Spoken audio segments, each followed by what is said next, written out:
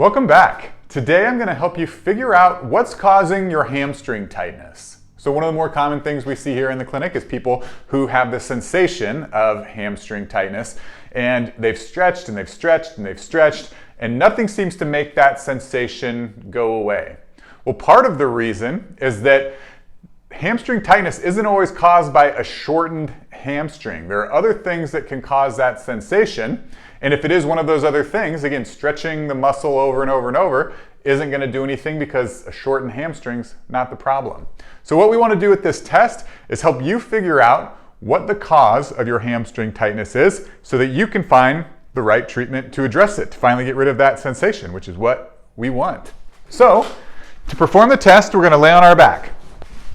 It's called a straight leg raise test. It's pretty straightforward, and I'll talk you through how to interpret the results. So first one, keeping my left leg straight, I'm just gonna lift it up off the table. Again, make sure that you don't have a bent knee like that. Really keep it straight and pull it up.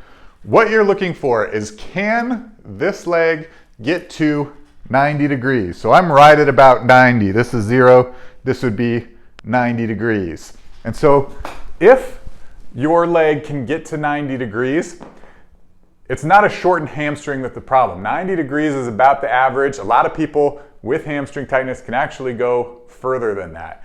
And so if that's the case, where you have hamstring tightness, but your leg gets to 90 or more, odds are that you have a strength and mobility issue. And what's happening is that hamstring has to work so hard to hold everything together, because we don't have that strength and stability, that you still get that kind of tight hamstring sensation. So first thing, if you do that straight leg raise, you're at 90 or above, and you still have hamstring tightness, we probably need to focus on strength and stability exercises and not manual stretching or having somebody dig into those hamstring muscles to try to lengthen it.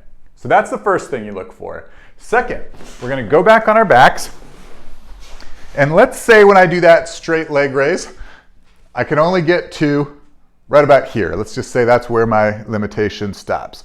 So we go back down, and then we repeat the test with a passive range of motion. So I use this band.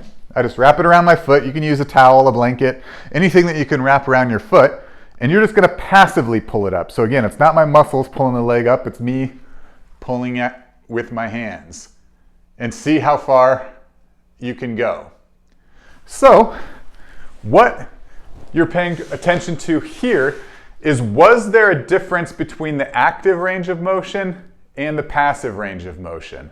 So let's say you do your active range of motion, you get to, let's say, 45 degrees. You get to right about here. You bring it back down, and then you do it again with the passive range of motion, and let's say that brings you to 90. So when you're passively pulling your leg up, your hamstring has enough length to get to 90 degrees. And so that would suggest, again, not that there's a shortened hamstring that needs more stretching or manual therapy to lengthen it, but it's that your hamstring isn't able to fully relax. So it's actually a nervous system problem. And so what we want to do is come up with exercises to help your central nervous system relax, kind of prime the central nervous system and help it relax. And the third thing that can happen is, let's say that you get to about 45 with the active, go back down passive, you're still at 45. Now that is when you start to think, well, maybe my hamstring is shortened, where some stretching or some manual therapy or some mobilizations are going to be the best routes to go to fix that hamstring tightness.